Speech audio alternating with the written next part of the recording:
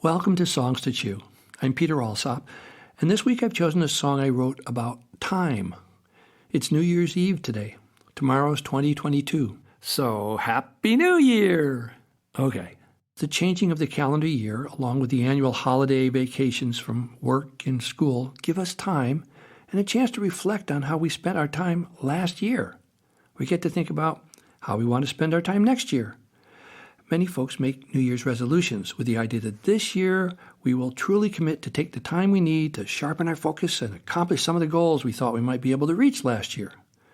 But this song isn't really about New Year's resolutions. It's about paying attention to time, to how we spend our precious minutes with the others around us. The song's called My Little Clock. I wrote it as part of my In the Hospital album, a project for kids and families in hospitals, for doctors and nurses and aides and staff people who work in hospitals, so we could really think about how we treat our patients, especially our little patients, our children, and to try a bit better to understand how they're treated in a hospital setting, and then make some changes for the better. Two wonderful pediatric nurses from the Children's Hospital and Medical Center in Seattle, Washington, Diane Grimm-Gates and Penny Peffley, were the ones who initiated the whole project. They called me and got me excited about doing an entire album story that could help us take steps to make hospital stays better for kids and families and staff. The first thing I did was to call my songwriting, storytelling, wise and silly pal, Bill Harley, and with his help and the guidance of Diane and Penny, we put this In the Hospital project together. It won a bunch of awards, including the Parents' Choice Best Children's Album of the Year award when it came out. We can talk more about it after we listen to our song to chew today, okay? So now, here's My Little Clock. You've got a big clock, I've got a little clock too. Your clock's for your time, your big clock pushes you.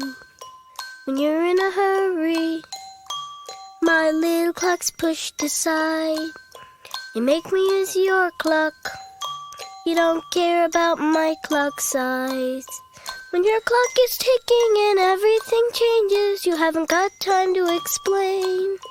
I have to use your time, you push me and pull me, and it never enters your brain that you've got a big clock. I've got a little clock too. My clock's for my time. Your clock's time is up to you. Your clock's important. It's bigger, it makes more noise. But my clock's important, though you think it's just a toy. You're only trying to help me feel better, at least that's what you say. But I feel angry, I don't feel better when my little clock's treated this way. Oh, you've got a big clock, I've got a little clock too. I listen to your clock, please listen to my little clock too. I've only got a little time. Do you have a little time? A little time on your big clock.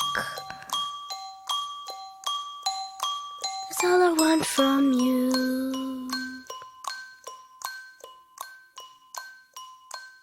That was my daughter, Willow, singing.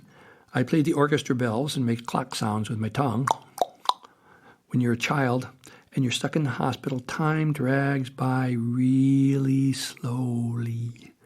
This song in particular was to raise the awareness of medical staff about paying attention and focusing a bit more on what a child's experience and perception might be of going through a hospital stay. Here are a few of the notes we put into our In the Hospital booklet that goes along with the album. A child's experience of time is often much different than our own grown-up experience.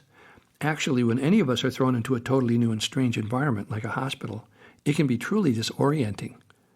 It's not uncommon even for grown-ups in a hospital to comment that they've lost track of what day it is. Children who can express their emotions, I feel angry, I don't feel any better, exhibit a powerful coping skill. And it's always appropriate to reinforce this behavior regardless of whether or not we like what we hear. And it's important to make time to listen to what's on the kids' minds. When a stressed and overworked healthcare professional who needs to complete a difficult procedure on a squirming and crying 2-year-old asks other adult helpers to hold the child down while the procedure is completed without having first tried to calm and connect with that child, a form of child abuse is committed. It takes an extra bit of sensitivity to be aware of both clocks, the big hospital clock and the little child's watch. Taking the time to explain, being flexible when possible, and allowing choices can visibly decrease that little patient's sense of powerlessness and increase trust, cooperation, and even the rate of recovery. Paying attention to the age of a child and their own intrinsic sense of pace and rhythm will determine how much preparation time is needed for planned procedures and events. When faced with a reluctant child, we found that when a procedure needs to be done, we have a number of different choices we can offer that child before forcing the procedure on them. Maybe they'd like us to come back in 10 minutes, or maybe someone else with more time available, a family member, volunteer, or other staff, could do this with the child. Giving them a choice helps them feel more in control. If not the timing, then maybe the child could control changing the place that we do the procedure. For instance, some kids are more cooperative in taking medicine when they're allowed to sit in the nurse's chair. If time is not negotiable, we might help a child feel more in control by asking what they would like to do as soon as the test is over. Sorry, going home is out. We may need to suggest some realistic options.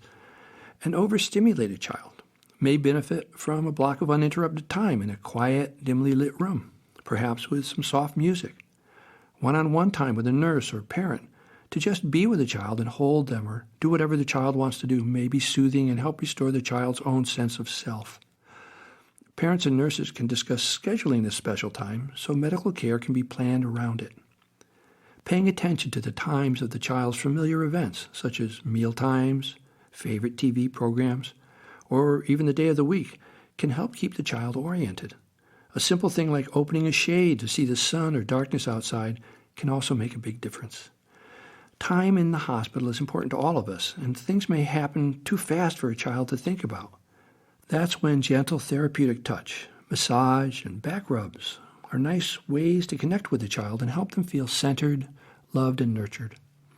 Talking about the events of the day for a few minutes in the evening before sleeping gives the child another chance to process these experiences. It also provides a nice opportunity to clarify misperceptions of events and help reframe things in a truer perspective. Nurse Diane made a wonderful video of this song that's available on YouTube.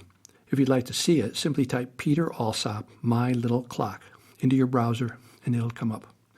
That's our time for today. Obviously, we could come up with more ideas if we took more time. You get how it works. Paying attention and taking time for others in our lives is really important. So thanks for dropping by. I'm Peter Alsop, and I'll see you next week with another song to chew. Bye for now.